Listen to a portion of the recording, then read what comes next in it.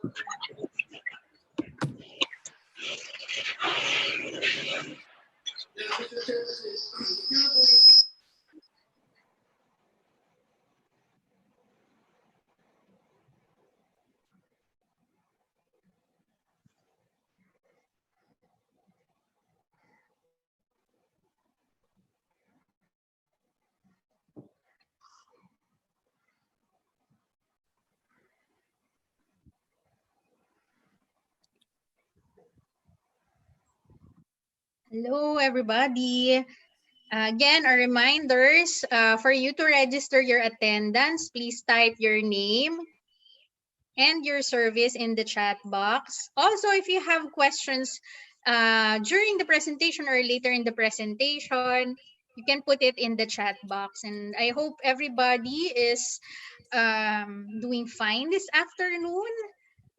This 4 o'clock web session is your well-deserved bit of rest for the day. Alam ko marami sa ating busy today.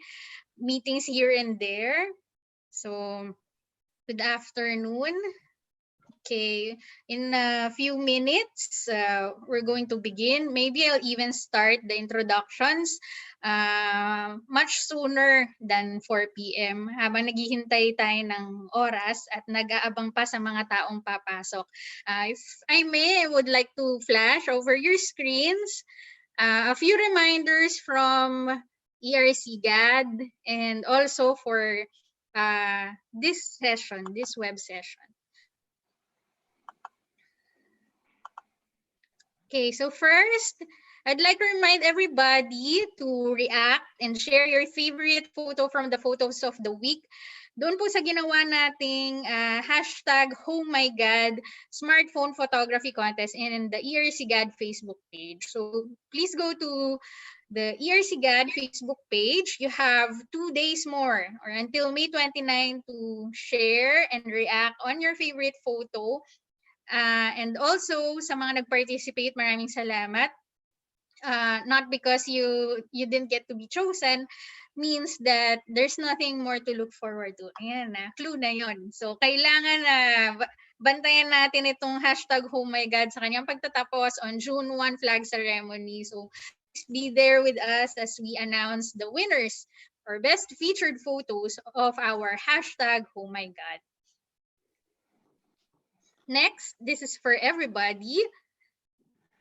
In continuation with ERCGAD's hashtag urban gardening, we have an event coming up, which is tomorrow at 4 o'clock in the afternoon. This is the Memorandum of Agreement signing between the Energy Regulatory Commission and the Department of Agriculture, Bureau of Plant Industry. So we're going to have a much more institutionalized and formalized urban gardening. Hindi na lang siya basta gardening. You can see terms here in the program saying UA, that means urban agriculture. So we're taking our gardening to the next level. And this, my friends, my family of ERC is the future. We have to equip ourselves with our skills that would make us live more sustainably. This is a very, very good to know. Survival skills siya, kumbaga. Okay, at para po dito sa ating web session for today, here are a few reminders. While the presentation is ongoing, please go on mute. But we have a few reminders also on going on mute. While you will be on mute, that doesn't mean that you cannot participate. So later, you will see how in a Zoom meeting, we can go interactive. And then, of course, don't forget to register your attendance by typing your name and your service or division in the chat box. And also, as we go along, if you have comments or questions, please feel free to put them in our chat or message box. We, the hosts, and also our speaker will be able to see it, and we'll get back to you right away. And not only get back to you if we see it right away, you'll have your answer right there and then. Our web session for this afternoon is about finding your internal and external strength and managing unhelpful thoughts and behavior. Especially, nobody's prepared for the situation that we are facing today. And for us, ERC, we are graced with the presence of our guest psychologist, Mr. Jim Ray or Baloloy. And to know more about him, here's a few things about our speaker. Sir Jim Ray, or Doc, we call him Doc, is a clinical psychologist and an educator. He finished his Master of Science degree in Social and Cultural Psychology at DLSU in Manila.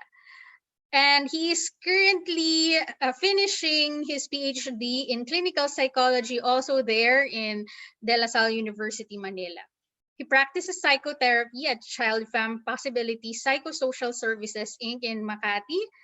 And outside of the clinic, he is the research director of the Balik Kalipay Center for Psychosocial Response, Inc. It is an NGO which provides psychosocial support services to communities affected by disasters and emergencies.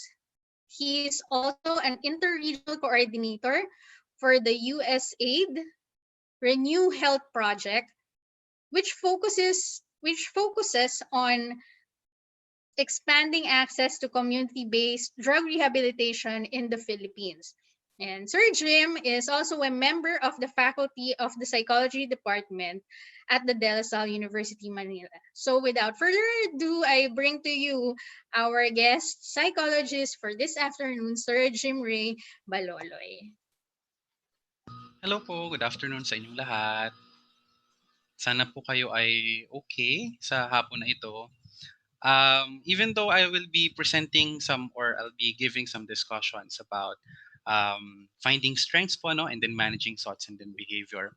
I hope you don't take it as a parang formal na seminar of any type. I'm sure that for some of you, it has been a long day. Consider this 1 hour discussion as your personal you time wherein you can explore further yourselves and then share whatever it is that you want to share with everyone. Okay po. So I'll just take a few moments po, no, to be able to share my slide.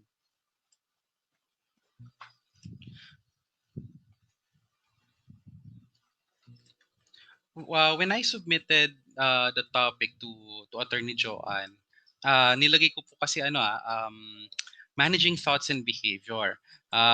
Pero I figured that it's more accurate if I say it's managing actually our emotions. So wait lang po, share ko lang po yung screen.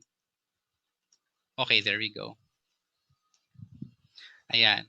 So, this afternoon, for about 1 hour, I will be sharing with you some of the things that I know about how to tap our strengths, particularly our internal strengths and our external strengths, and how we can manage our emotions actually through managing our thoughts, especially now that we are in a new normal.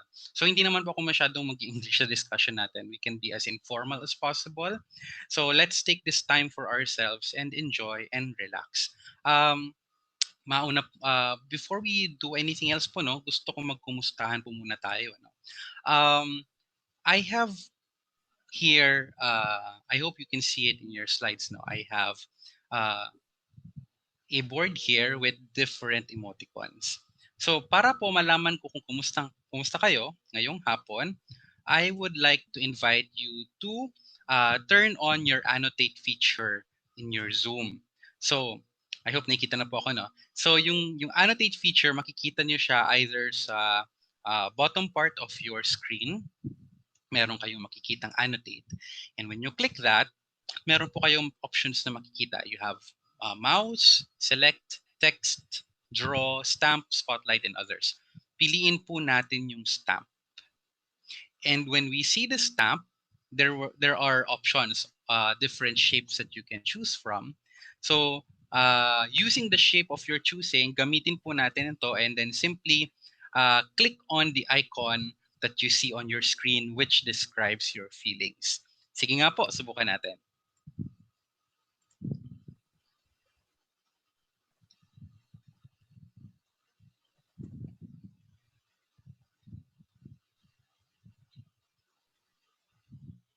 So for example, ako po, no, I'll be using my annotate. Ayan, may mga nag-input na. Thank you. Lalagyan ko happy. Ayan. So may check po dun sa happy sa akin po yan. Okay, so you can choose your own stamps and then you can just simply click on the emoticon that describes how you are feeling right now.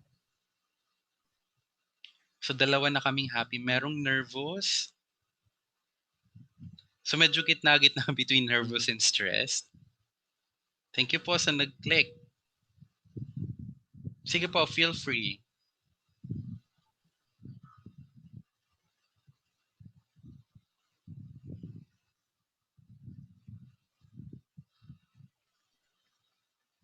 So yung iba hindi daw ma-click. Okay po. If you're not able to click, you can just reply through the chat box po. It's okay. So for those who can use the annotate feature,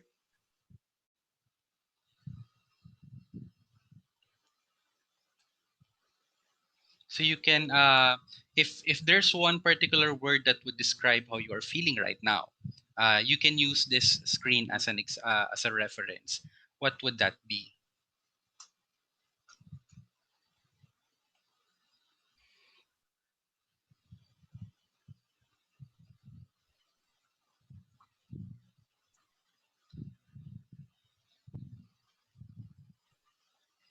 Okay, so yung iba, ang reaction nila sa chat box ay emoticon din. Thank you so much po sa pagsasagot. So some are happy, yung iba feeling tired, yung iba naman sad. Meron ako nababasa na anxious, okay, um, worried, right? Quiet. Okay, sa ating screen may mga nagtatap ng embarrassed ba po ba ito or sad? Um, merong scared. Okay, at meron yung iba sa labas ng ng ating screen. Okay lang po 'yon. Okay, may tired din. Okay. Meron ding confident. Thank you po sa nagsagot nun. And then some are frustrated. Okay. And stressed. Okay po. Sige po. So balik din ako sa chat box. May mga sumagot din. Trying to relax. Okay. Sige po. So maraming salamat po sa pag-share ninyo, no? Ng kung anong nararamdaman ninyo sa oras na ito. Uh, I'm able to see a lot of responses that talk about being stressed, being tired, being anxious or sad. Though meron din pa mga kaunti na nagsabi na okay sila, they're happy, they are confident. So maraming salamat po sa inyong lahat sa inyong pagbabahagi kung kumusta kayo ngayong hapon na ito. So I was informed by Attorney Joanne previously that you've had a separate talk than before. And basically, it focused on different ways no on how you can manage stress. So napanood ko rin actually po no yung webinar ninyo nung nakaraang linggo, and then I actually felt happy na marami kayong natutunan about how to relax, how to manage your anxiety, how to manage stress, um, what are the things that we can do so that we do not hindi tayo masyadong maapektuhan ng stress na nararamdaman natin sa ngayon. Yun po. So, sana ay patuloy natin gamitin yung mga skills na natutunan natin in the previous webinar sa mga susunod na araw. Okay po.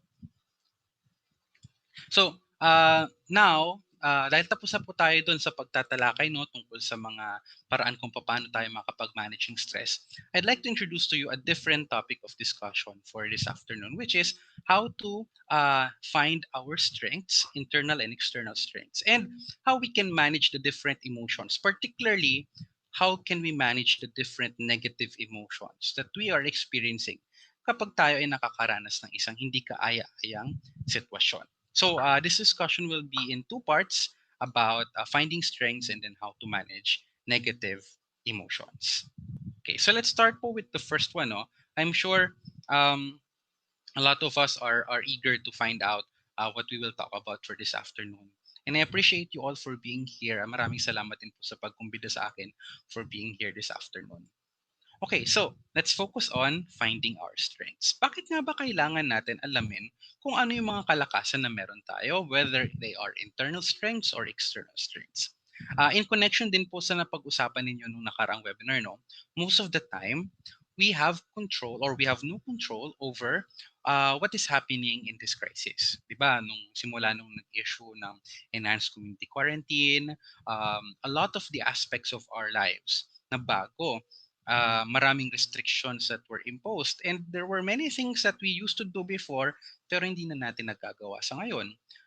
And because of these changes in our lifestyles, hindi po may iwasan na mag-cause po ito ng stress, mag-cause po ito ng anxiety. Sometimes it can even cause some degree of sadness or even depression. So, kasama na po dyan yung pakiramdam of being helpless. No? Dahil marami pong aspeto ng crisis na ito, this health crisis, ay hindi natin kayang kontrolin. That is why for many people, they feel helpless, wala silang magawa sa sitwasyon, susunod na lang, or try to cope in whatever way possible to be able, para naman hindi tayo masyadong naapektuhan ng stress. Or some people, they actually feel hopeless, or dahil sa kalagayan natin ngayon, some people are not looking forward anymore sa kung ano yung mga bagay na pwedeng mangyari sa mga susunod na araw or linggo or buwan. Di po ba? So, alam natin that the vaccine is on the way. May mga scientists po na sumusubok mag-develop at mag-test, mag-develop ng vaccine. But of course, there are still a lot of uncertainties, no? Mga bagay na hindi natin alam. Hanggang kailan kaya tayo magiging ganito? So some people no longer feel positive about what's going to happen in the future. Pero andito po tayo sa discussion na ito. Gusto ko pong sabihin na while there may be things that we can control, lalo na sa ating paligid, ano, sa ating sitwasyon, we still have the capacity to control ourselves.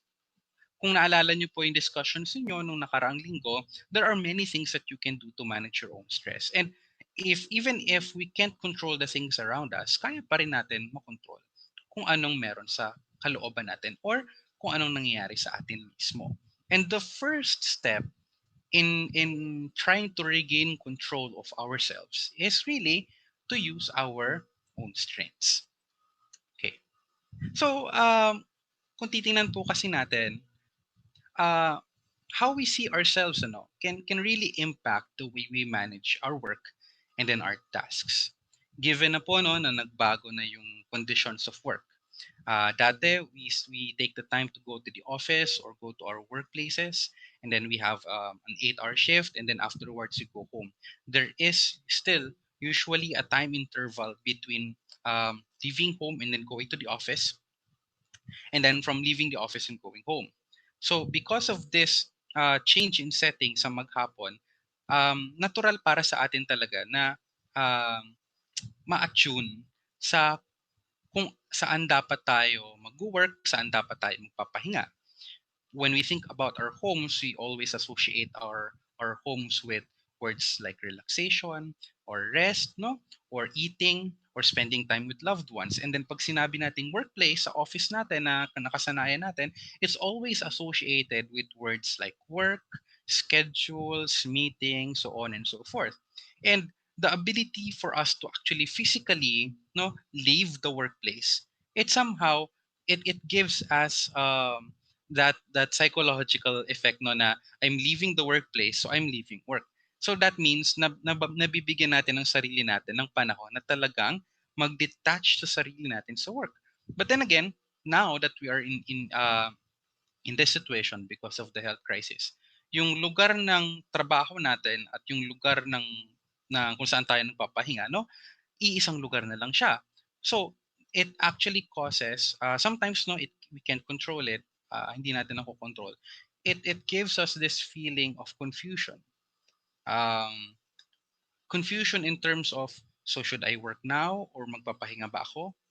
And it for some cases, it actually leads people to resort to what we call yung dysfunctional or yung toxic na pressure na nararamdaman nila na while they are working from home, kailangan ko magtrabaho, kailangan ko may ma-accomplish, kailangan meron akong matapos sa araw na ito.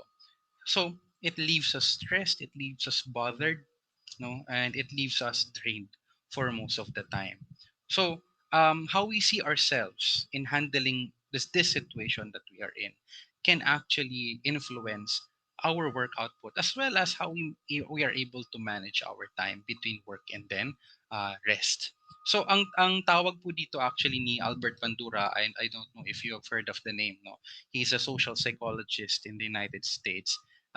He called it self-efficacy. At pag sinabi nating self-efficacy, it's the belief in one's own strengths and abilities to succeed with tasks across situations. So, kung naalala nyo, yung mga panahon na wala pa po yung COVID-19, ano, tapos nandun tayo sa ating kanya-kanyang workplaces. Di ba, meron mga pagkakataon na nararamdaman natin na masarap magtrabaho. Nararamdaman natin kung naalala natin yung mga panahon na we are in the flow, no? May momentum tayo sa trabaho natin. And we believe that we can accomplish the work because we also believe in our own strengths. Sinasabi po dito ni Bandura na kapag nawawala yung believe natin sa sarili natin or nawawala yung tiwala natin sa sarili natin na kaya natin gawin ang mga trabaho natin, it actually affects kung yung quality ng trabaho na nagagawa natin, and it also has an effect on our own mental health. So, kaya sinasabi po natin dito that having self-efficacy, no, means knowing what our strengths and abilities are. Kung ang self-efficacy ay tiwala sa sarili nating kakayahan, paano kung hindi natin alam kung ano yung mga kakayahan natin? So that's why in a situation, especially like this, it's important for us to know and to discover for ourselves ano ba yung mga kalakasan na meron tayo na pwede nating gamitin para malabanan natin, no, or malagpasan natin yung mga challenges na dinaranas natin sa araw-araw. So the good news is that we all have our own internal and external resource we can use to attain self-efficacy. Um, Alam ko po na itong COVID-19, even though this can be considered as a disaster, no, pero uh, we have been through a lot of other forms of disasters, right? Bilang mga Pilipino, pinagdaanan natin ng mga bagyo, lindol, landslide, at kung ano-ano pa man. And the same, these particular types of emergencies and disasters, they all have the same impact on our mental health or our mental well-being. Pero po, sa field po namin, ano, sa psychology particularly, naniniwala po kasi kami na um, while disasters or emergencies or crises like this can really affect the way we think, the way we feel, we believe that the ability to rise above, the ability to move on, and the ability to become successful amidst adversity is all within us. So, hindi po kinakailangan or kadalasan kaya naman talaga natin mag-move on. It's just that sometimes kapag sobra-sobra na yung nangyayari and it becomes very overwhelming, that's a time na baka kailangan din natin ng konting tulang from other people para ma-access ulit natin yung mga resources na meron sa atin. Um, Kadalasan po kasi 'di ba kapag tayo ay nakakaharap ng isang problema or isang krisis, nakakalimutan natin na meron pala tayong mga kalakasan. And sometimes it takes some other people to remind us that these strengths are actually within us and within our reach. So, ano po ba yung mga iba't ibang klase ng mga kalakasan na meron tayo? To begin with, no, let me show you this slide that talks about areas of internal strengths. Marami pong klase ng internal strengths. There are so many types. But this can be clustered into different areas. These internal strengths can be physical, it can be mental, it can be your character traits or part of your personality, or yung pwede rin siyang maging spiritual. Sorry, nababa po yung yung AL doon sa spiritual. No? But let me focus on each one. No? Um, in terms of physical internal strength, some examples include having good food, right? Kumakain tayo ng sapat sa araw-araw. We have a roof over our heads, no? These can be considered as internal strengths then, especially when we have when we are healthy physically, right? When we have enough sleep and we can exercise. Those are just some examples. Not having any vices or wala tayong bisyo or wala tayong mga ginagawa na nakakasakit sa ating katawan, right? It can be a resource or a strength. No illnesses no illnesses, wala tayong mga sakit, or kung meron man tayong illness, the ability to be able to manage the illnesses that we have right now. So that can be part of the internal resources that we have. Ang internal resource or pangloob na kalakasan can also be about mental health. Yung kakayahan natin na i-manage yung stress at yung ating mga emosyon. Um, Siyempre, ang mga tao unique, di po ba? Iba-iba tayo ng preferences, iba-iba tayo ng skills, iba-iba tayo ng abilities. So there are some people who are actually very good at managing the stress that they're experiencing, and some people are very good in managing the emotions that they're feeling, no, but there are also others who um have a who are having trouble in managing stress and emotions, kasi minsan po 'di ba kanya-kanya din tayo ng tinatawag natin na threshold. Ano ba para sa atin yung point na hindi ko na kaya? Ano ba yung point na kaya ko pa? So, iba-iba po tayo ng level pagdating sa ganyan. So, having this ability is also considered as an internal trait or an internal strength. Another type of internal strength is yung character traits natin, like getting along with others, Pag 'di ba yung kakayahan mo na madali kang makisalamuha sa mga tao, madali mong makuha yung tiwala nila, right? You're easily able to establish friendships is actually one kind of internal strength. Being patient with others, magiging mapagpasensya, having some form of self-discipline is also an internal strength, and of course, having the ability to stay calm amidst emergencies or stressful situations. So those are some internal strengths under character traits. Siyempre po, hindi naman mawawala yung mga panloob na kalakasan na spiritual, particularly having a good relationship with God, right? And then having that peace of mind because of that relationship. So these are the different areas on internal strengths. Pagdating naman po sa external strengths, meron din po tayo mga konting categories. For example, pwedeng sa family or relationships, no? Having a meaningful relationship with others as a source of support, love, and care. So yung mga kapamilya natin, sa mga single or sa mga unmarried rather, yung mga boyfriend natin or girlfriend natin, yung mga anak natin, our parents, of course, these are all part of families, relationships that we have. Na pwede natin i-consider as part of our external resources or strengths. Kasi andyan 'di ba sila kapag kailangan natin, pag kailangan natin ng tulong, kapag kailangan natin ng makakausap, right? And kasama na rin po dyan yung social aspect of our external resources. So having friends and coworkers, especially friends and coworkers who are with you in doing activities, different activities na gusto nyong gawin together. Like going on KTV, di ba? Although ngayon hindi na tayo makakapag-karaoke, no? Medyo bawal pa. We can't do other stuff. But it's nice that we have friends and coworkers na kaya pa rin sakyan yung trip natin kahit na marami ng bawal sa panahon ngayon, right? So that's for social external strengths. External strengths can also pertain to employment or financial resources. So having a job and a means to support oneself and our family.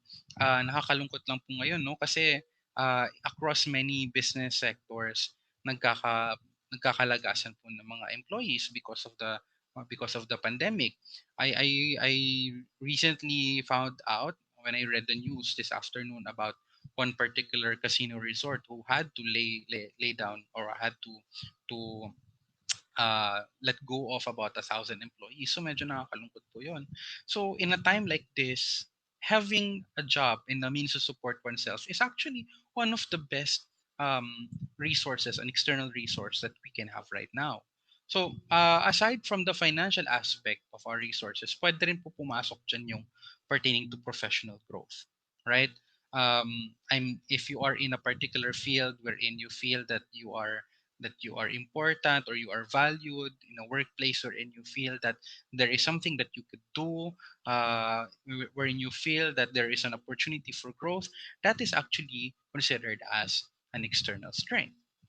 Kasama din po ng external strength yung environment, like having a safe and peaceful environment. Kung nakatira tayo sa isang lugar na tahimik, secured, right? Or we even in our workplace, if our workplace provides us with physical safety and a peaceful environment, then that's also part of our external resources. So, hindi ko po iisa-isahin lahat ng internal and external resources na pwede, ngunit ito po yung mga kadalasan na meron ang isang tao. Aside from being aware of what these external resources and internal resources are, ang pinaka-importante pa rin po is alam natin kung ano ang mga internal at external resources na meron sa atin. So, gamitin po natin yung chat box, no? Meron po akong gustong itanong sa inyo. So, what have been your internal and external sources of strength in the past days or weeks? So pwede po natin gamitin yung chat box, no? Gusto ko lang po malaman. And it's also for us, no, to identify for ourselves. Ano ba yung mga internal at external strengths na naggamit natin, ang meron tayo for the past days or weeks?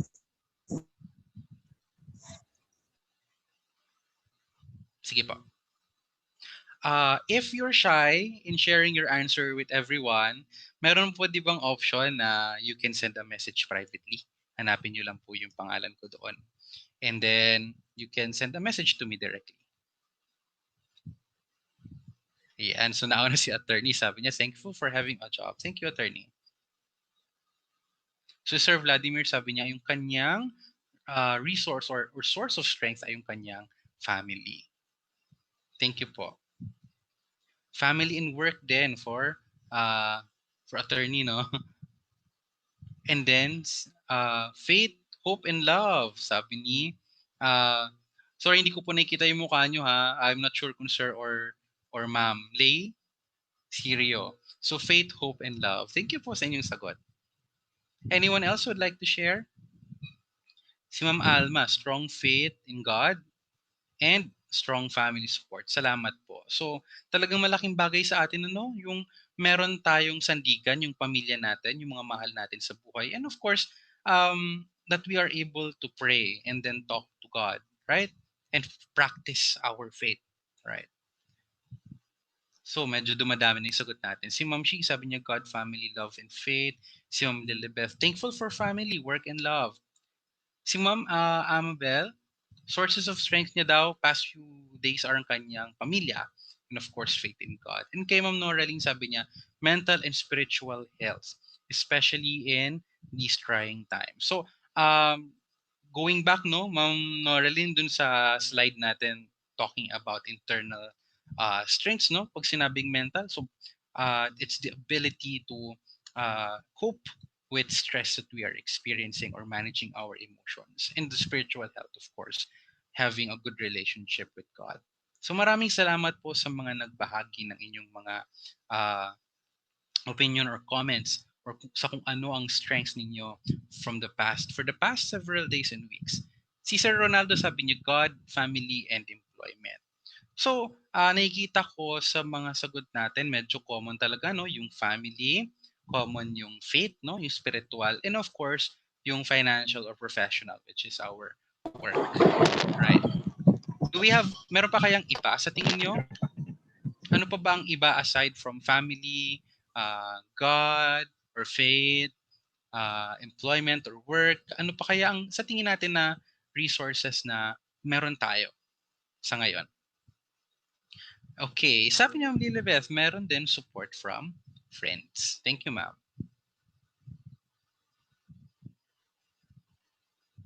So, importante rin pala talaga, no, na andyan yung mga kaibigan natin, yung mga katrabaho natin. Sabi nga po ni Ma'am Ina, sense of humor. Kadalasan, di ba, nakukuha natin yung sense of humor sa mga katrabaho natin, sa mga kaibigan natin, ang madalas natin kakulitan, right? Si Sir Ronaldo, gardening, right? Thank you, sir, for sharing. So meron yung mga activities na ginagawa natin which we consider as pleasurable or gives us some form of happiness can also be considered as a strength. Yung gardening natin, siguro kung mahilig kayo mag-drawing or mag-paint, no? Mahilig kayo kumanta, mahilig kayo sumayaw, or other activities that you find enjoying. These can be considered as your own internal strengths as well. Si Ma'am Abamel, sabi niya yung social media. Thank you po, Ma'am. So, di ba, with social media, we're able to access, we are able to contact our friends and family, lalo na yung mga malalayo. Alam naman natin sa panahon ngayon, no, we can't really literally go to where our other friends and families are. But through social media, kayang-kaya natin silang access. Sabi ni Ma'am Judith, God, family, friends, and of course, ERC family. Si Ma'am Noraline, family, friends, and playing with my son. Thank you, ma'am, sa sagot. Okay. And then sabi ni Ma'am Lilibet, trust of friends and workmates. Yes. So, we actually have, natutuwa ako, no? Kasi we actually have a lot of strengths. We have a lot of resources. Lalo na kapag meron tayong mga bagay na, meron tayong mga problemang hinaharap or mga sitwasyon kung saan tayo ay nahihirapan. Nandyan sila, nandyan yung mga activities, no? Nandyan yung ating mga internal strengths and external strengths. I hope I'm not going too fast po, ano? Kasi I only have 1 hour, but there's so many things that I'd like to share with you this afternoon. And I really hope that you find all of this useful. Okay. So, when we experience negative emotions, oftentimes, we focus on the negative aspects of our situation. Hindi naman po sa sinasadya natin na tingnan talaga yung negative aspects ng sitwasyon, ano? But in many cases, nakakalimutan natin na meron palang um, positive din aside to the situations that we're experiencing. Pero dahil nga, kung saan yung masakit, di ba, yun yung kadalasan na attention natin. So, we would oftentimes focus on the negative aspects. And then, we forget that we have our own strengths and resources that help us move on. So, I hope that by making use of our internal and external strengths that we have identified for ourselves, no, magagamit natin ito para malampasan natin kung ano man yung pagsubok na nararanasan natin sa pang-araw-araw. The challenges may not always be big, right? Minsan nga, yung pagluluto na lang sa tanghali, no, or sa gabi, knowing na may trabaho ka, can also be a stressful situation in itself, right? So even for smallest of situations, having to access the internal and external strengths that we have can actually be helpful in getting things done. And of course, preventing us from experiencing further stress. So that's the first part po, no, of our discussion. And I hope you're able to use these internal and external strengths. Um, Nabanggit na rin po natin yung negative emotions po, no? So let's talk about managing our emotions. Parang lumalabas po, no, na sa in any situation na medyo mahirap, na medyo stressful, aside from the feelings of helplessness dahil hindi natin matap yung ating mga kalakasan, hindi rin talaga maiwasan na meron tayong maramdaman ng mga negatibong emosyon, right? Sa mga sitwasyon na ito. So, let's proceed with talking about negative emotions and how we can manage them.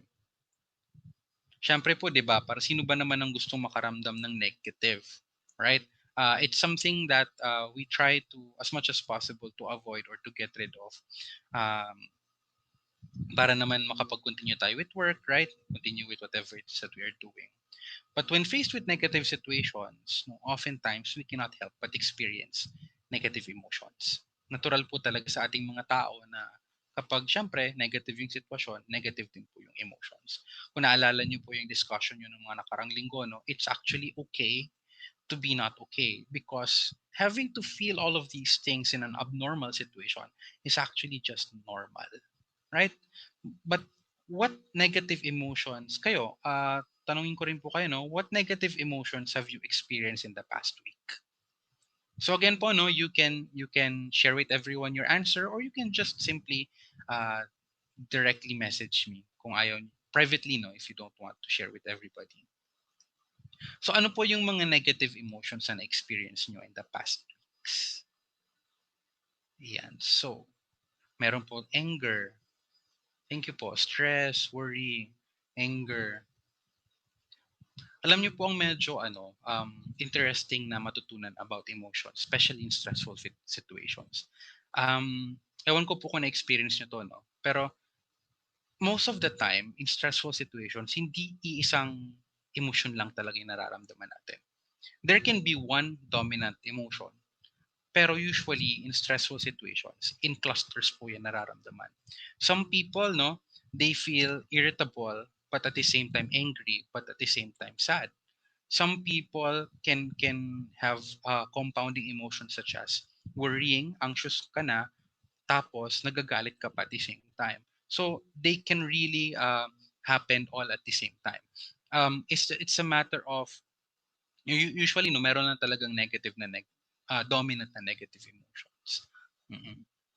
Okay, merong tanong po dito, no? So how do I define the feeling that I get panicked hearing notifications from my phone or laptop? Okay, so I guess medyo common din sa ating mga nasa work from home ngayon, ano? On how do we it's sometimes it's difficult to identify the feeling lalo na kapag may mga notifications sa phone or laptop, especially if we are in the midst of all of these work na kailangan matapos. So siguro to answer that question, it's a matter of identifying, no, ano ba yung mga possible triggers for this particular emotions. We would be able to talk about them maya-maya, no? Pero to answer the question na rin, so if your phone rings and there's a notification and your heart starts to palpitate, you might want to ask yourself, what would be the reason why I'm palpitating? What are the things that I am associating with the notifications ng phone ko?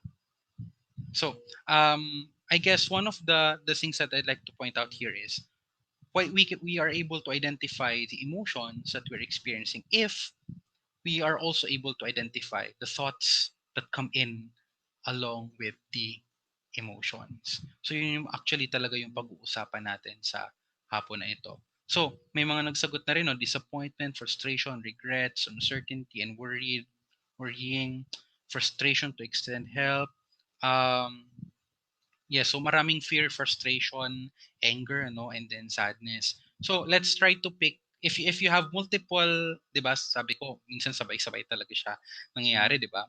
If you have multiple emotions, multiple negative emotions that you are experiencing, maybe you can pick one particular emotion tapos mamaya pag-uusapan natin.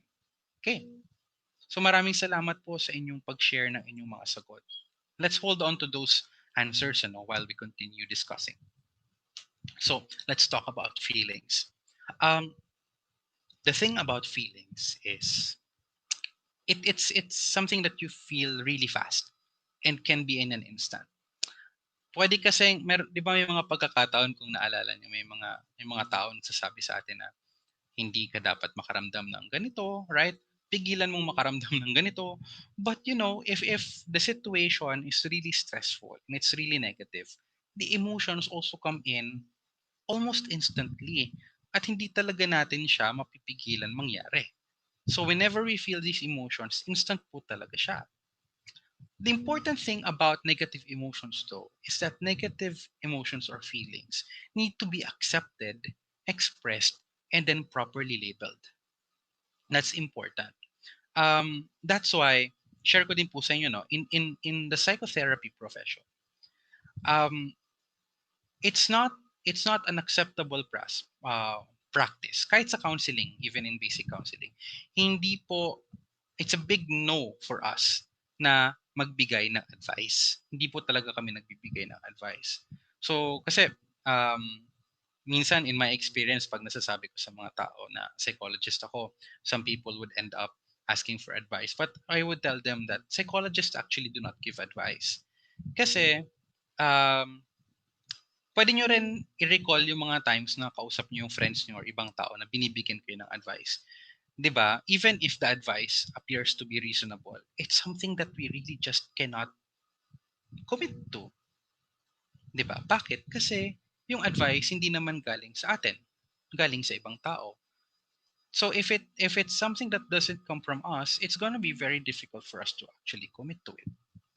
And in some cases, no, I don't know if you have similar experience, pero pag nakakaramdam kayo ng frustration, nagagalit kayo, some people would tell us na dapat hindi ganyan yung nararamdaman mo, dapat ganito, dapat ganyan. Dapat positive ka lang, 'di ba? Try to look at things from a different point of view. Dapat positive lang lagi. I don't know about you, no? Maybe you'd share some of my other patients' experiences, pero nakakairita po yun para sa ibang tao. Kasi parang kung ganun na lang kadali, kung ganun lang sana kadali, magpalit ng emosyon from angry to happy, di sana matagal na natin ginawa. Di po ba? If it's so easy to just stop whatever it is that we're feeling and then just change, then we could have done it already. But the fact remains that whenever we feel negative emotions, it's so difficult to get rid of. It's so difficult to change. So, what we need to do is, what we are saying is, we can accept the emotions that we are experiencing. Di ba minsan kapag sinasabihan tayo, wag kasi dapat yan nararamdaman mo. Di ba merong voice inside of us that wants to shout and say, eto yung nararamdaman ko eh. Anong gusto mong gawin ko? Sa nagagalit ako eh. Sa naiinis ako eh. Right? It's important that we properly accept and properly express the way we experience these negative emotions. And For some people kasi natatakot sila mag-express ng galit nila, natatakot sila mag-express ng frustration nila, thinking, especially in the cultural norms that we have in Philippine society, no, thinking na kapag nag-express ako ng galit ko, I'd be labeled as a bad person. Pag nag-express ako ng frustration, masama akong tao, right? Um, and that's the reason why some people become afraid in expressing their emotions, especially the negative emotions. But um, there is actually a way for us to express emotions in a socially acceptable way. So, pag sinabi natin kasing express, hindi naman yung tipong galit ako tapos mag-aamok na ako. Hindi naman po ganun, no? Hindi naman yun yung tipong expression of emotion na sinasabi. But it's just a matter of finding effective and socially acceptable ways to express that anger, like talking to a friend. Pwede naman na galit ka, pero mahinahon mong in-express na, nagagalit ako sa taong to. Nagagalit ako sa nangyari. Right? And if you recall in the past week or in the past webinar that you've had, you were taught about how to make use of some muscle relaxation techniques that can aid you in managing your negative emotions, right? So you can always do that. The important thing is, if I'm angry, then I'm angry. If I am sad, then I am sad. If I'm irritated, then I am irritated, right? So why is it important to do this? Because when feelings are left unchecked, they can affect our reasoning and behavior.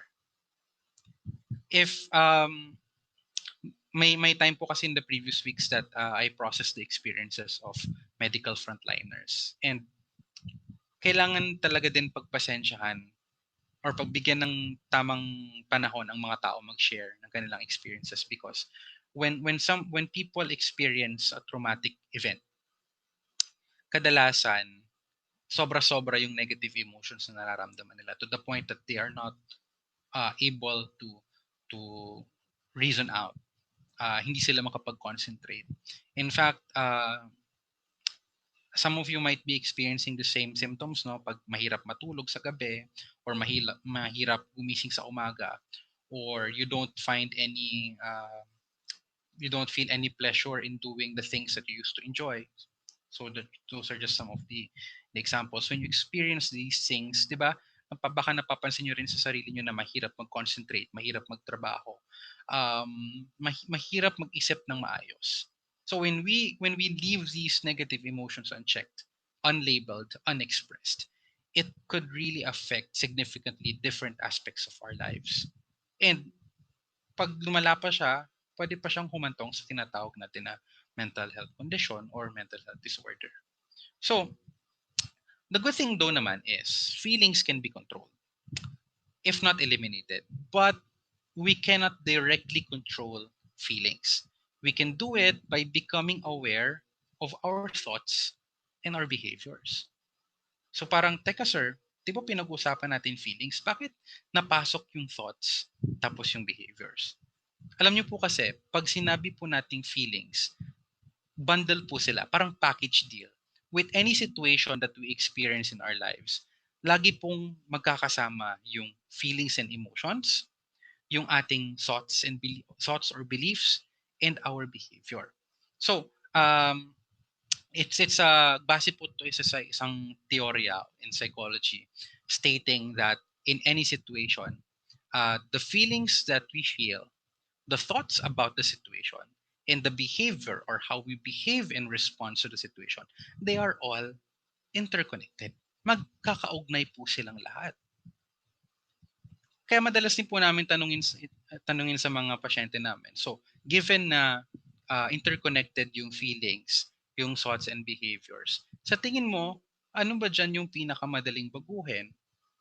Pero syempre, di ba alam natin, feelings is not, ang mga feelings natin hindi basta-basta pwedeng baguhin, right? While feelings are not easily changed or manipulated, we can actually change the way we think about the situation to influence how we feel about the situation. Medyo magulo pa, no? Kung isipin natin. Let me give you an example. So, sa feelings, for example, ito, sa taong to ang nararamdaman niya anxiety. So, ano yung thought na nakadikit doon sa anxiety na nararamdaman niya? Iniisip niya kasi, baka magka-COVID yung asawa kong doktor at mamatay. Kung napapansin niyo po, no, yung arrows, they go back and forth because wala naman talaga siyang particular order na tinitingnan. It's either yung idea na baka magka-COVID yung asawa kong doktor mamatay influences the anxiety or the anxiety influencing the thought. So pwedeng ganun po yun. At dahil balisa siya, right? Anxious siya at iniisip niya na baka mamatay yung asawa niya doktor. Excuse me, dahil sa COVID, ano yung naobserbahan niyang kilos or behavior, hindi na siya makatulog. So this is one basic example. So if you find yourselves manifesting certain behaviors like hindi makatulog, hirap magising, hirap kumain, or sobra namang kain, you may want to also explore what are the feelings associated with the behavior, what are the thoughts that are associated with the behavior. Subukan po natin, no? Ah, sorry kung medyo mabilis ako, no? Pero I would really like us to participate po kasi with this discussion. So, 'di ba kung meron kayong shinare ng mga negative emotions na naramdaman nyo for the past days? Subukan natin balikan 'yon. Ano ba yung from the feelings, no? Try to write down the thoughts and then the behaviors that are connected to those feelings. So you can share them on the chat box or you can send them to me privately. Sige po.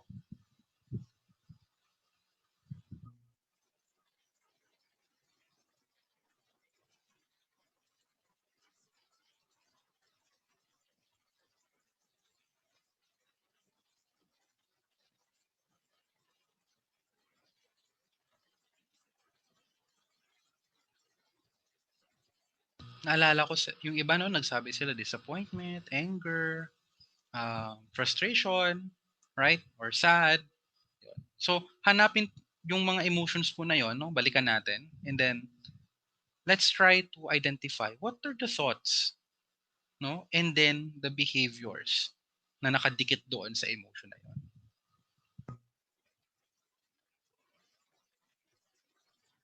If you're not confident in sharing po, no, publicly or to everyone who is here right now, you can just send it to me privately para hindi po siya mababasa ng iba.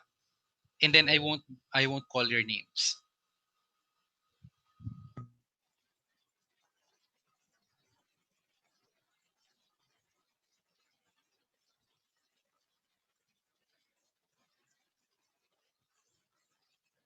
Okay, sabi ni attorney yung pang-asar yung thought is about sungit, masungit yung mga tao. Ang sungit naman ng mga tao sa paligid. So yun yung thought na uh, associated doon sa feeling. Okay. Sabi ni Attorney Joanne, yung feeling this panic, no? And then the thought, I cannot call it a day without finishing my workload. Okay. That's why yung naging resulting behavior is I freeze because I don't know where to start. Thank you po, Attorney John, for sharing your experience. So the others can do the same, no? With the feeling that you shared a while ago, yung negative feeling na yon. Ano ba yung thought na nakadikit doon? Ano ba yung behavior na nakadikit doon?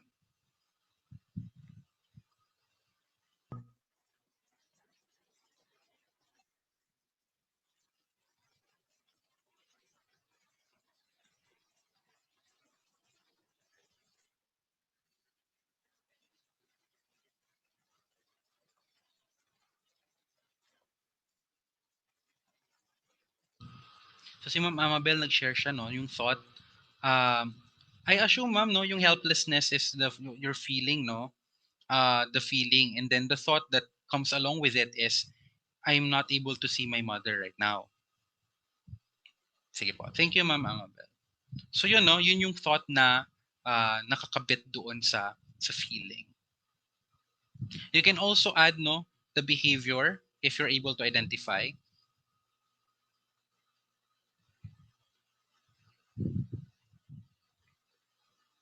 So siguro mga one or two more sharings before we move on. So sabi ni Ma'am Evelyn, yung frustration na nararamdaman niya, no? When my husband is disappointed if I missed some household chores while working from home. Okay. So yung idea or yung thought, okay. So si Ma'am Evelyn, yung frustration comes from that situation na yung husband you disappointed if you missed some household chores while working. So ano po yung pumapasok sa isip nyo, ma'am? What are the thoughts that come to mind when you feel that frustration? Okay, sabi naman po ni Ma'am Amabel, oo kasi from social media lang. Opo. I can relate to that po. Lalo na kapag meron tayong mga kapamilya sa probinsya po, no? So wala talaga tayong way of reaching them. Sabi ni Ma'am Evelyn, very sad. Thank you po Ma'am Evelyn sa pag-share ng inyong mga experiences. Sabi naman ni Ma'am Nora Lynn, frustration to extend help, then how to find ways to make it. So parang namomroblema po kayo ma'am no on how to extend help and then it's making you uneasy in sleeping. So thank you Ma'am Noraline sa inyong sharing. Okay, so ako po ay natutuwa, hindi po dahil sa experiences niyo, no? Sorry. Natutuwa ako dahil uh, meron pala tayo na isasagot. Yung mga feelings pala na meron tayo at the moment.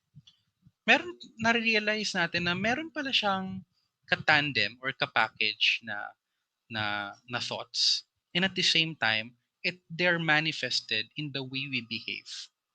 So, pwedeng sa sleep, pwedeng sa eating, and many other things.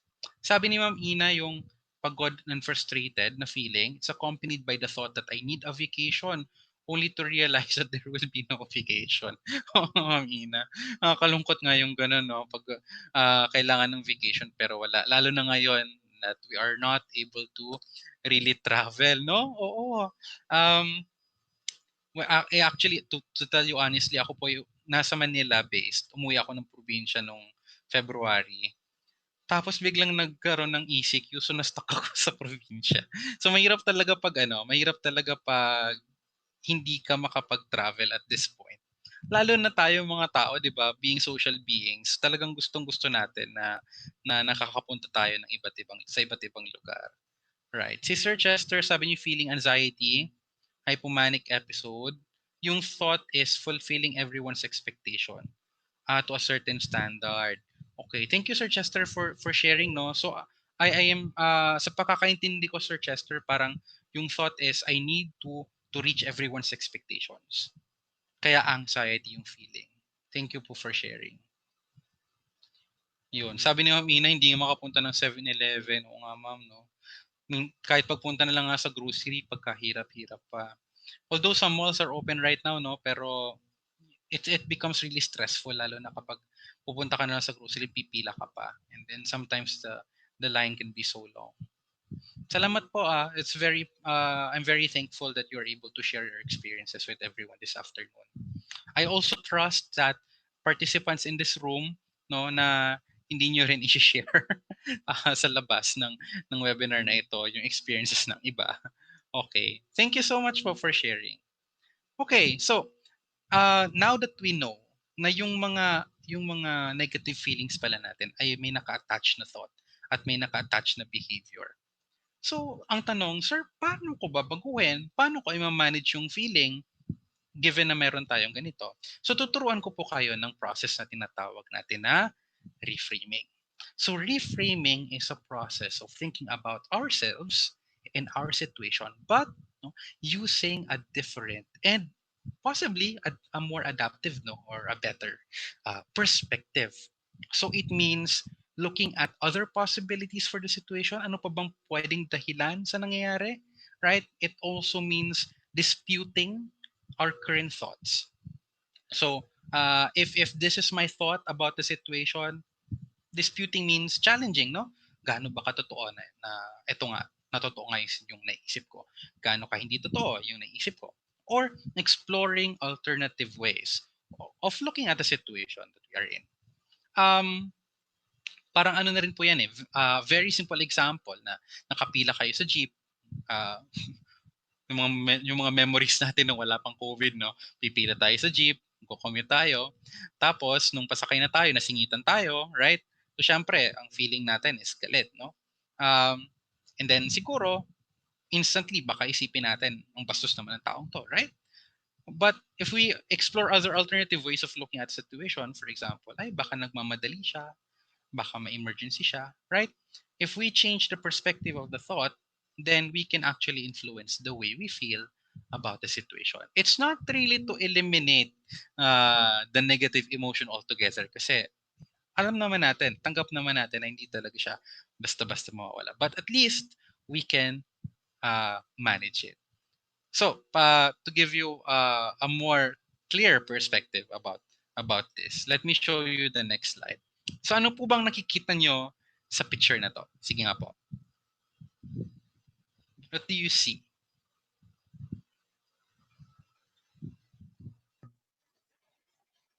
Okay, thank you. Sabi ni attorney, may old man. A mother and a child. Thank you. Madami, right? Yes, attorney. Madami nga po. Ano ba tong mga bagay na ito? Pictures of old faces. Ah, yes. Thank you.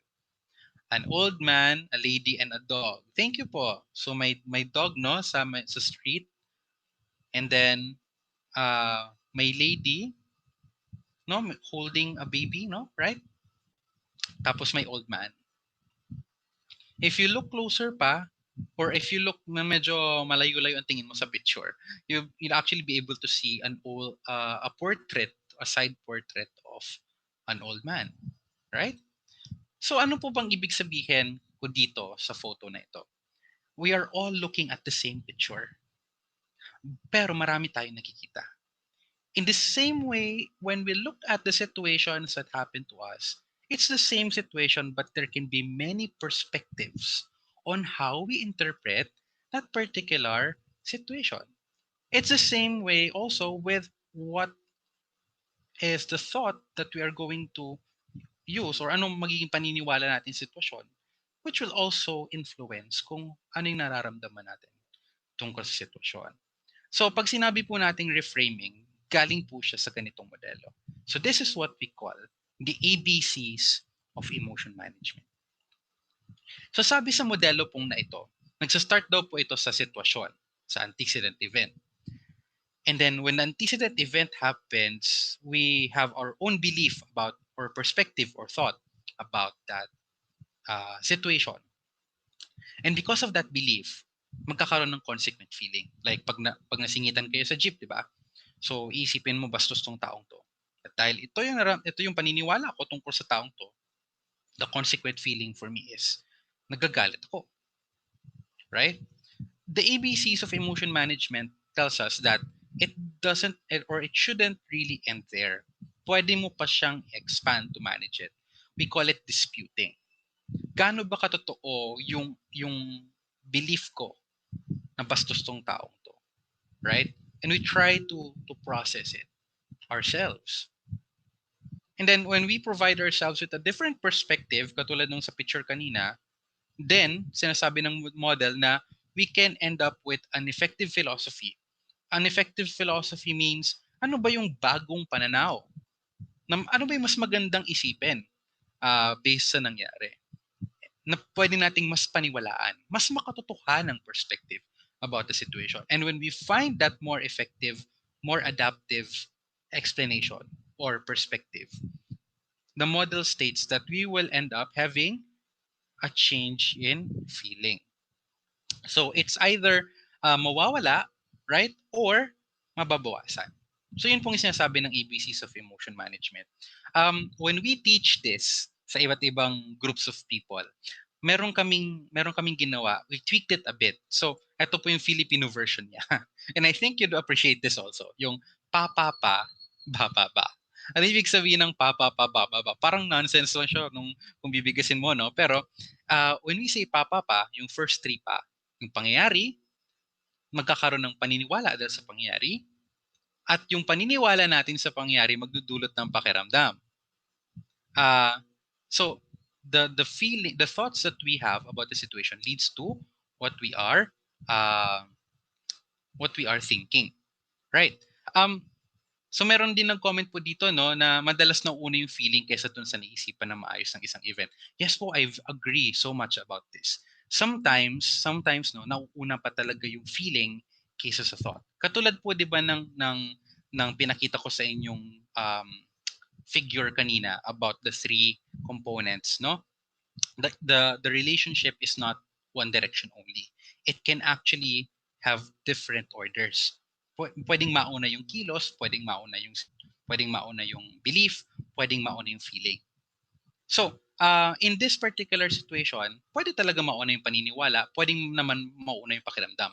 But the important thing is, pagdating mo sa tatlong ba, which is mauna yung batikos. So, when we say batikos, we dispute. And what we dispute is the paniniwala or the belief.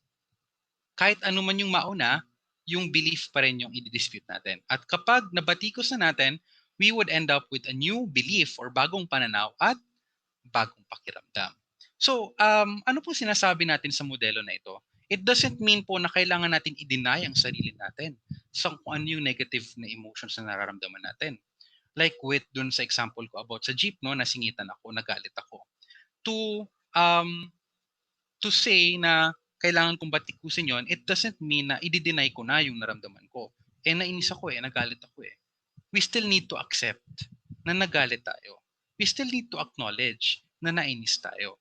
So ngayon na nainis tayo, ngayon na nagalit tayo, anong gagawin natin after? So yun yung po yung sinasabi ng model na ito. Okay? So, ang tanong, how do we dispute the thoughts? So here are some recommendations. Here are some questions that we can ask ourselves so that we can dispute the thoughts that we have. So for example, how true or how untrue is it yung thought na yon? What are the evidences? Ano ba yung ebidensya na nagsasabi na totoo ito? Hindi. Parang pag kinikilahatis mo yung asawa mo o yung boyfriend or girlfriend mo, no? Ano ba yung mga ebidensya na ito nga talaga, na totoo nga talaga or di totoo, right? We can also ask ourselves, if I have a good friend with me in a similar situation, what would I say to that person? Kasi sometimes, diba, it takes a third perspective to really look at something objectively. Yun. And then we can also ask ourselves, what could be other ways of looking at the situation? So, yun po yung mga pwede natin itanong sarili natin to dispute or para batikusin yung thought na meron tayo. Baka may magtanong sa akin, sir, paano pag tinanong ko na to sa sarili ko tapos totoo nga? So totoo nga po siya. So ang sinasabi lang po natin sa model na to is, 'di ba, may mga situation na negative. And then, 'di ba sabi natin that we have negative situations. When we express negative emotions, it's perfectly normal because the situation is not normal. Natural lang po 'yun. Kapag meron tayong tamang dahilan, right? We have every reason to feel angry. We have every reason to feel irritated. Then why should there is no reason for us to dispute, or there's no reason for us to um, change a perspective, especially if the current perspective that we have about the situation is really true. So ang itong model na po na ito is one way of helping ourselves to look at other perspectives na baka mas tama, na baka mas magandang tingnan, na baka mas accurate. So yun lang po yung sinasabi ng model na ito and how we can manage our emotions. So babalik tayo sa example kanina about the doctor, no, na asawa na baka magka-COVID. So pwede nating i-dispute yung thought niya na talaga bang lahat ng doktor nagkaka-COVID? Or lahat ba na nagkaka-COVID na mamatay? Or maaring wala akong magawa sa kanyang trabaho kasi frontliner siya, di ba? Pero ano yung kaya kong gawin? So these are just some of the ways that this person can dispute the anxiety and then the thought that that person is experiencing.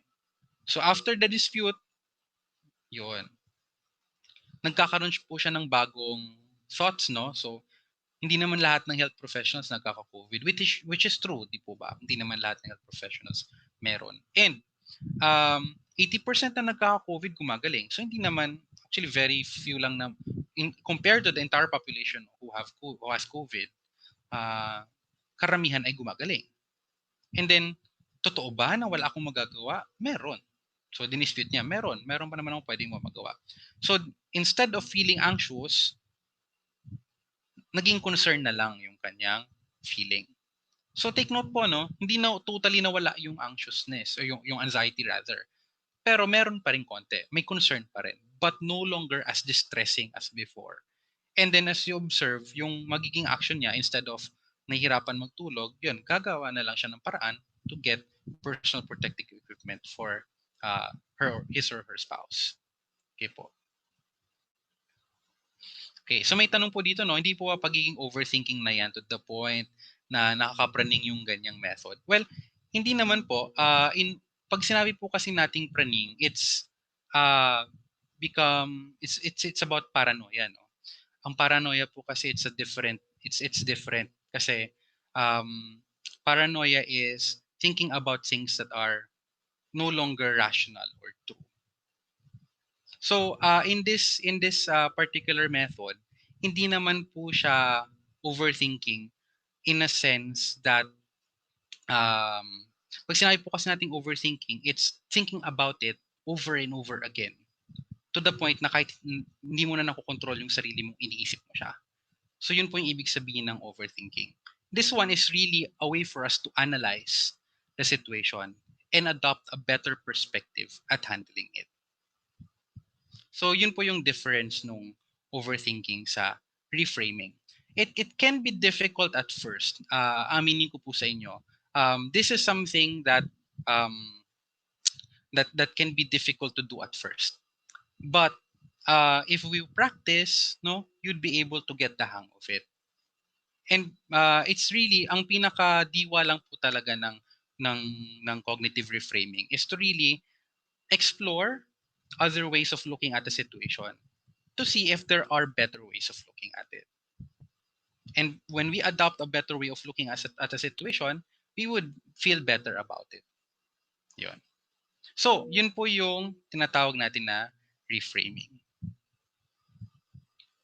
So sabi ni Sir Vladimir, no? So the key really is to acknowledge first the negative emotion, feeling, then i-dispute mo siya and think of positive ways to overcome it. So in a way po, sir, no, that's true. And I really agree with you when you said you really need to acknowledge the negative emotion.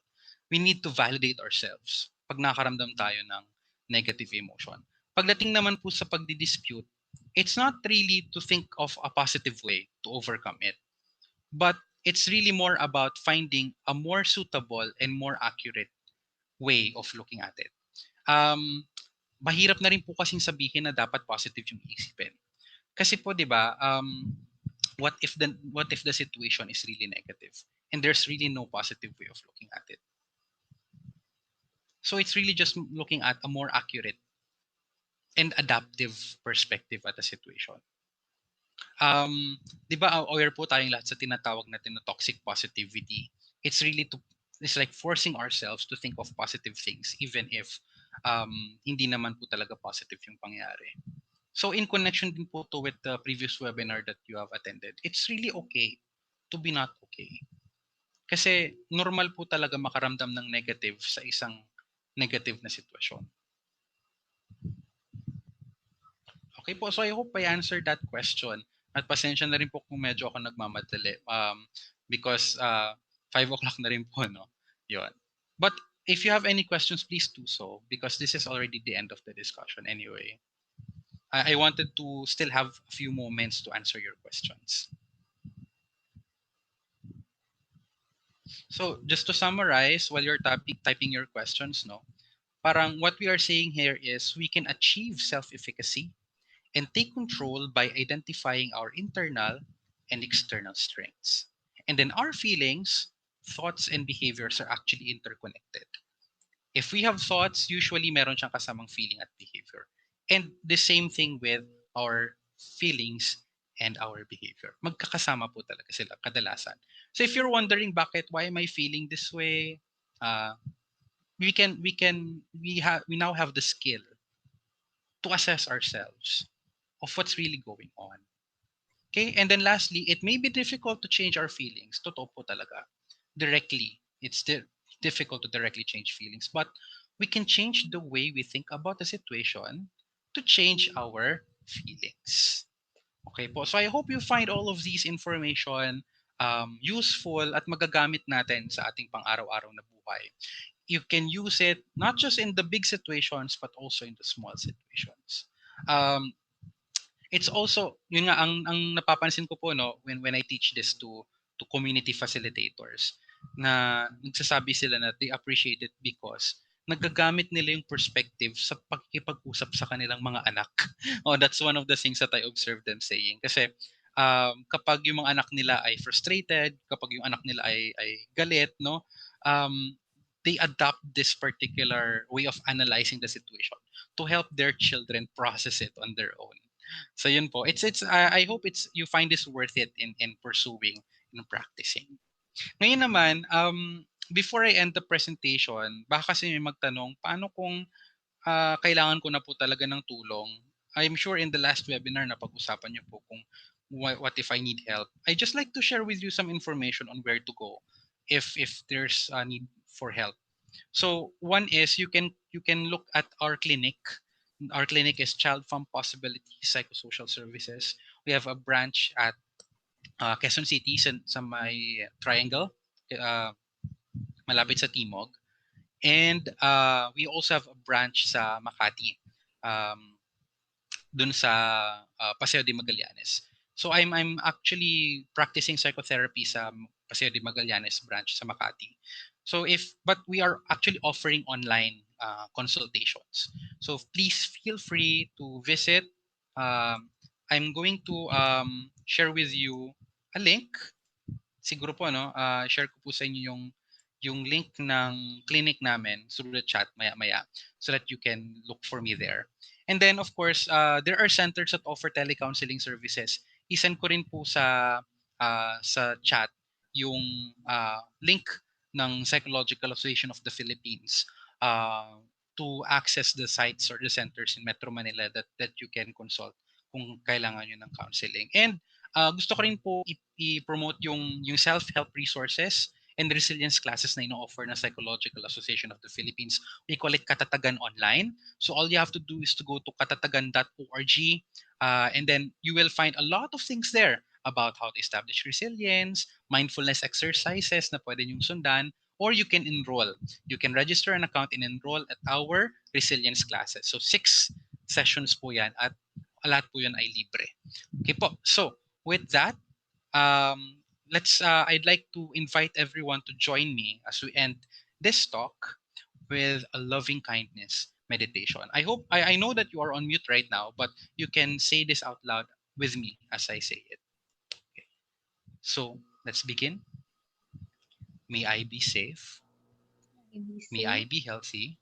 May I be May I love and feel May I loved. love and May I feel love and feel loved. May you be safe. May you May be you be safe. safe. May you be healthy. May you May be you healthy. be healthy May you love and feel May you loved. love. and feel loved. May we be safe. May we be safe. May we be healthy. May we be May healthy. we love and feel loved. May we love and feel loved. Okay, so with that po, thank you very much all for listening. And if you still have questions, please do so so that we'll be able to answer them. Maraming salamat po. Thank you. Thank you very much, Sir Jim, or should I say Doc Jim?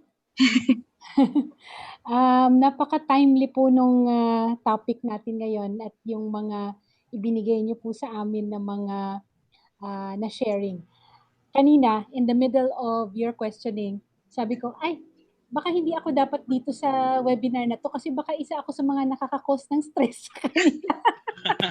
Kasi trabaho. But I would just like to share that I believe no matter what level or rank we are in any organization, lahat po tayo, we really can and we do encounter stress. And nothing, kumbaga walang na-exempt. Lahat tayo, parang we have our own fair share. But I would just like to acknowledge na ang ganda nung nilatag sa atin kanina ni Sir Jim na marami tayong napagkukunan na internal strengths or areas na pwede nating paghugutan ng ikalalakas ng loob natin. nakakalimutan kasi natin minsan yun eh. Kasi parang na-overwhelm na tayo dun sa nararamdaman natin na napaka-nega. So it's good to hear it from somebody who is actually a professional and who has studied this probably in for his entire life. Um, to the ERC family, I would just like to thank you for bearing with everything that has been going on so far. This pandemic or COVID-19 has affected, you know, each and everyone in different ways.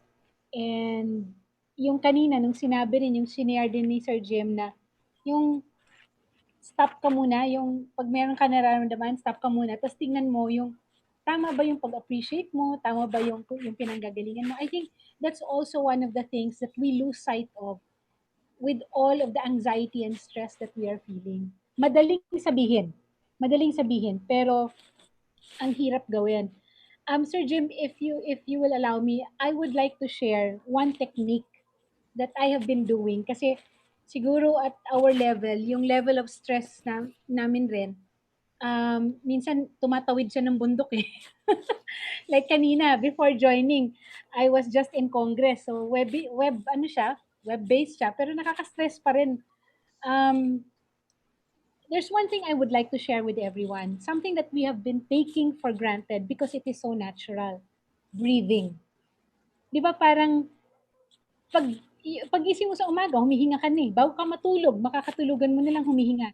But are you ever really conscious of how you breathe and the fact that you're breathing? More often than not, hindi. So what I have been doing, pag medyo yung inaabutan na ako ng, kanina, there were yung mga negative emotions, anger, frustration, um, asar, yun yung mga terms na ginamit eh. I make myself breathe consciously. Para yun lang ang iniintindi ko kung paano ako huminga. Because when I concentrate on my breathing, I leave everything else out. And even for just a few seconds, when you're able to do that, you break the spell. Nababreak mo yung galit mo, na-break mo yung asar mo, na-break mo yung lungkot mo, kasi ang kinoncentrate mo yung breathing mo, which is something that we take for granted, which we should not take for granted. Kasi pag nakalimutan mo huminga o bigyang halaga yung paghinga mo, parang mo na rin sinabing hindi mo binibigyan ng halaga ang buhay mo. Ay, may ganyan, may hugot. Sige, pero parang K-drama na ito eh.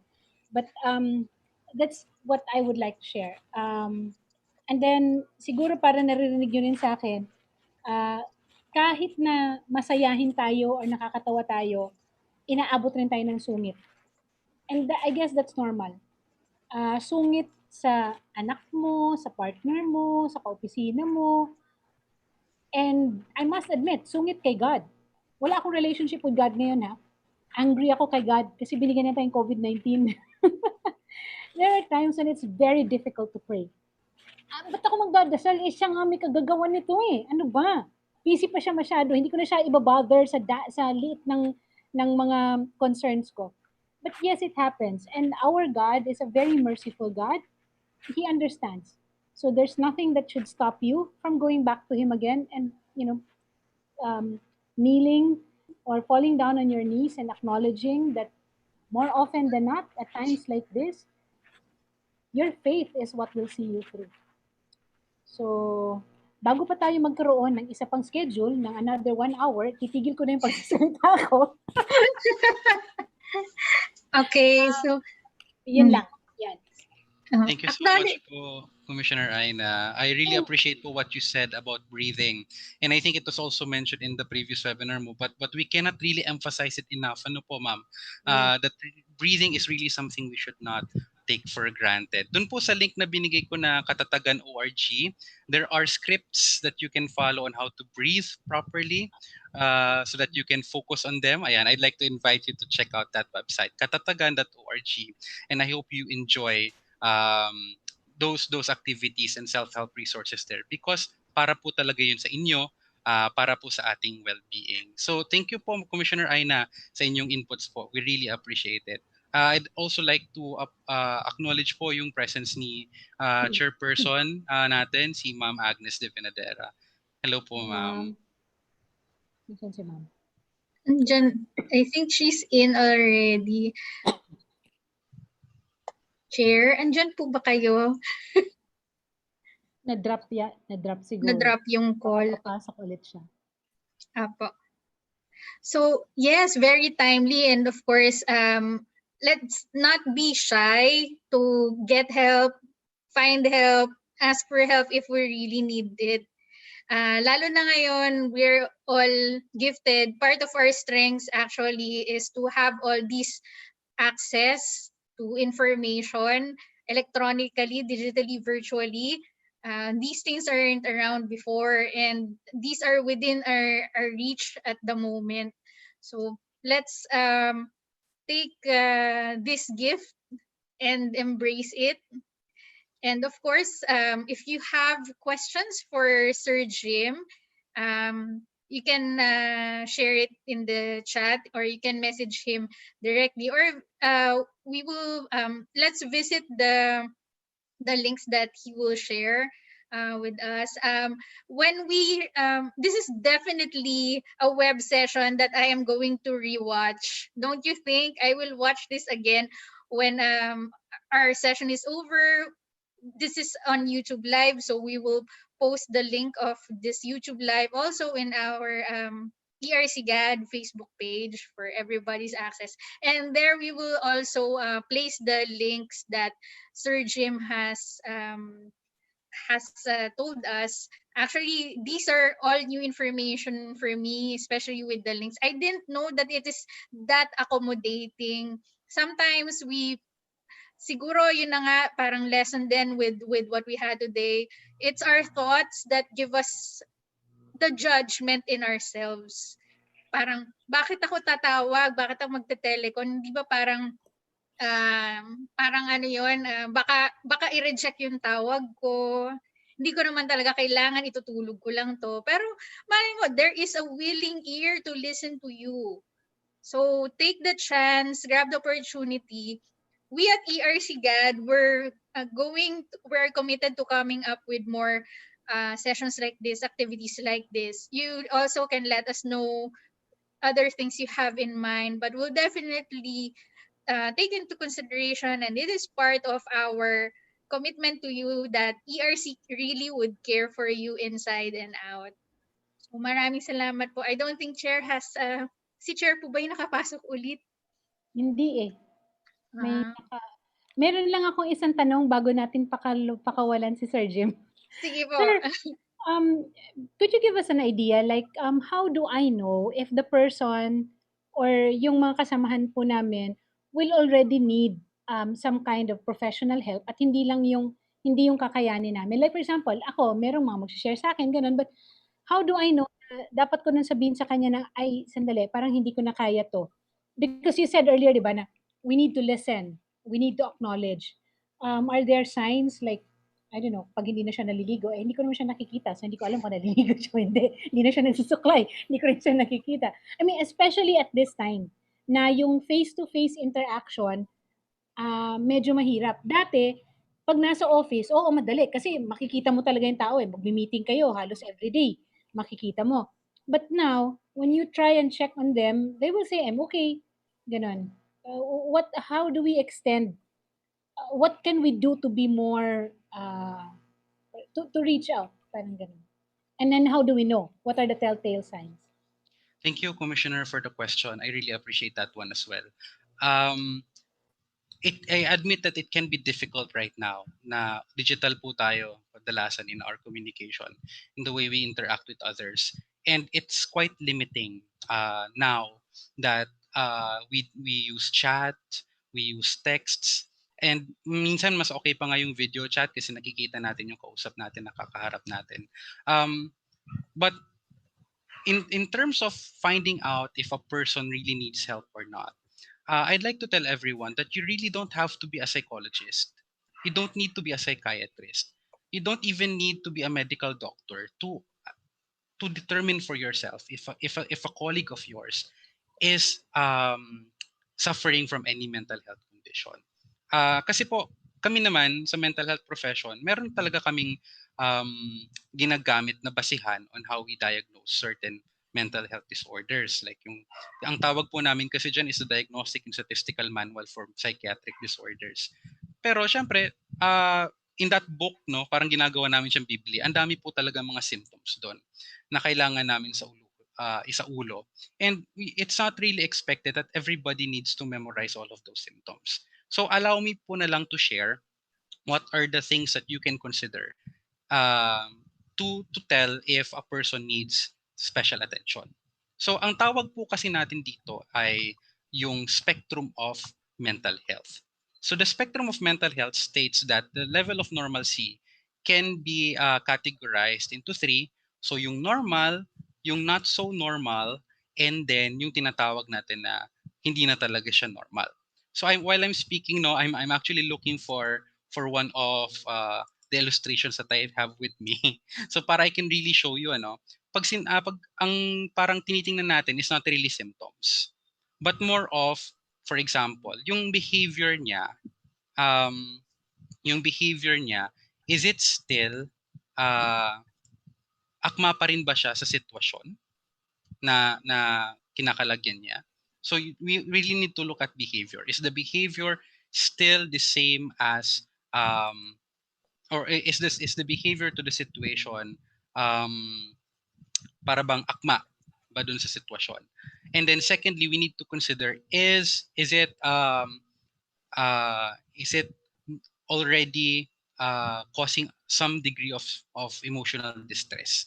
So kung hindi naman siya nagko-cause ng emotional distress, probably it's still normal. Pero pag nagko-cause na siya ng emotional distress, and that's something that you should consider kung okay pa ba siya o hindi. So minsan hindi na siya okay.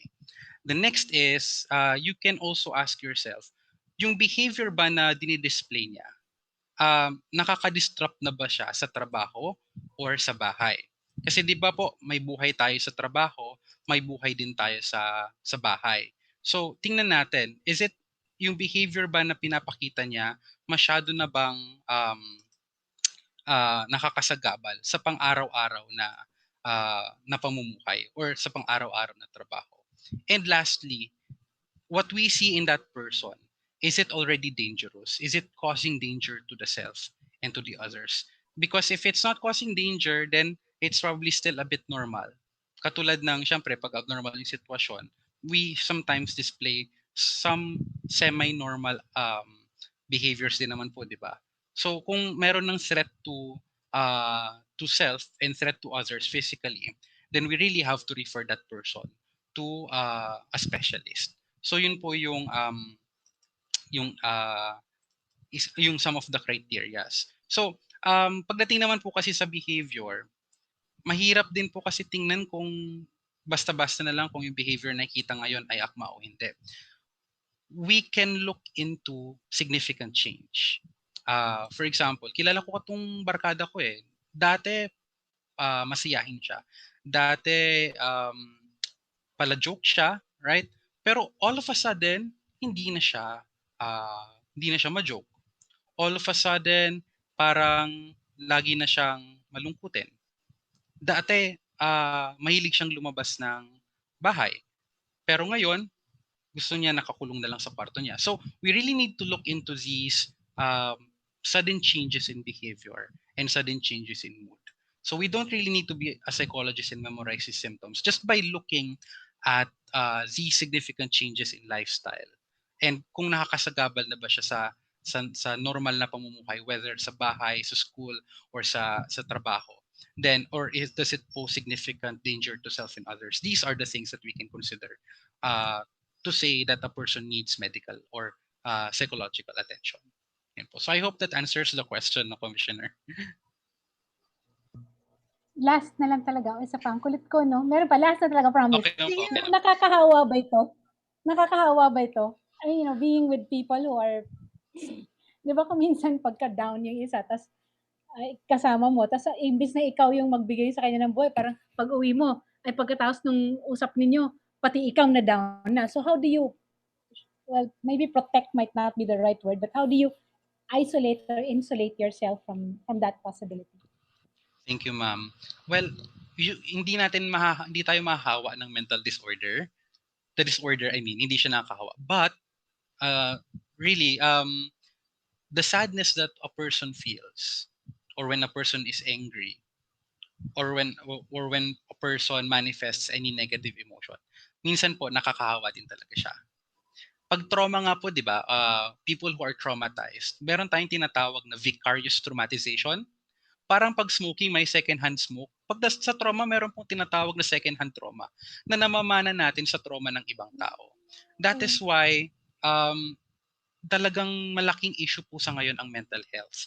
Sabi nga po ng maraming eksperto, no, after the pandemic, the physical health concern, susunod na po talaga ngayon yung mental health concern. Because when people express maladaptively yung kanilang frustration, yung kanilang anger, yung kanilang depression, it can actually be contagious.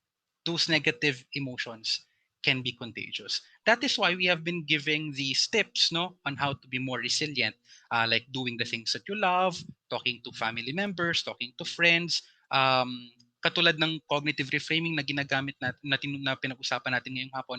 These are all resources. These are all tools that we can use so that we can be more resilient, right? And prevent ourselves from the full effects of the negative emotions that other people are experiencing. So kahit nga po kami mga psychologist pag meron kami mga pasyente na talagang seryoso ang kanilang kalagayan, after the therapy session, kami rin po affected din po talaga kasi lahat naman po ng tao, 'di ba, may pakiramdam. At kapag kahit kayo po, 'di ba, kapag meron kayong barkada na nag-share sa inyo ng problema at minsan parang gusto natin sabayan umiyak, ano, para damayan siya sa kung ano man yung problema niya. It can really be shared. That's why I hope that all of these things that we've discussed, pati in previous webinar, we would be able to use that so that we can go back, we can move on, we can rise above those negative feelings and continue with our normal lives. Yun po. Thank you. Wala na talaga akong question. Sige po. Sure, kumain na. Pwede na po tayo mag-conclude. So, maraming salamat po sa lahat na nag-participate dito. Maraming salamat po, kumain na, sa pagsama nyo rin po sa amin. At Sir Jim, yan po si Aina nagpapameditate sa amin when we usually have our flag ceremonies on Mondays. Pag siya po yung magbigay ng inspirational speech, meron din po siyang meditation, which reminded me of that, Aina, yung pong ginawa ni Sir Jim. So, let's rewatch this session again. Do the meditation that we had there by ourselves to also help ourselves calm down. I mean, in the previous episode, we had some mindfulness tips of being conscious of what's around you, awareness. Now, let's do some inner work then with meditation. We can start just as simple as what we did earlier. That would really ground us and calm us. Si Aina na lang po mag-concluding sa atin. Pwede po, ma'am. May ganun talaga ang donation box po natin. And nandito, Ayan. maybe conclusion might probably not be the correct term, no, but I would like to leave these words as a way for us to move forward and to move on, because while we do look back to our past experiences in a way that will teach us how to cope with what tomorrow will bring us, let us not forget what Sir Jim told us. We have our inner strength. So with that, I wish you all love and light. Magandang hapon po sa ating lahat. Okay, maraming salamat po. Magandang hapon po sa mga hindi pa nag-attendance. Mag-attendance na po kayo sa box. And pagkakataon niya na rin to, if ever you want to shoot like a private message through our Zoom group chat to Sir Jim. So, maraming salamat po. Sa susunod po uli na Wednesday webinar ng GAD, mag-join po kayo. Meron po kaming mga i-introduce na bagong mga ideas. Abangan nyo po yan. Nakapag-launch na po tayo last time ng ERCAres skills. Dadagdagan pa natin yun. Ano kaya ang kasunod ng skills? Alamin natin yan sa mga susunod. So, thank you po. Thank you. Thank you. Salamat po. May already exit or you may stay for a while here in the... Picture taking. Pwede po. Sa mga... Ang mga tao po na na-request natin ay i-on ang video for a group picture. Ayan. Smile. Sige, ako Yan. kukuha ng Dami pala picture. natin. And, andyan na. Attorney Jane, noo mo lang ang nakikita ko. Ayan, smile everybody. Sige, smile. One more ha, one more kasi hindi ko pa nakikita yung iba. Medyo may delay lang, may lag lang. And, ayan na si Ate Ami. Smile. Ayan. Thank you. Salamat Thank you. po. Thank you po. Thank Sir you Jim, po. thank you very much. Thank you din Thank you po, po. Kong. Salamat po. Bye. Take care Bye-bye everyone. po. Ingat kayo. Kunin ko lang po ang attendance. Sige, mag-attendance ka na dyan. Sir Jim, sige po, habang nag-take po ako ng attendance dito, may answer, Bye. maybe people would be directly sending you a message po. Yan. Bye. Isa lang po, sige po. kumain na. Bye. Salamat po, Kom, Aina. See you. Okay na to eh. Wait lang, attendance muna. Hintayin muna natin mag-exit siguro mga tao, mag-attendance. Yan, I'll just get the attendance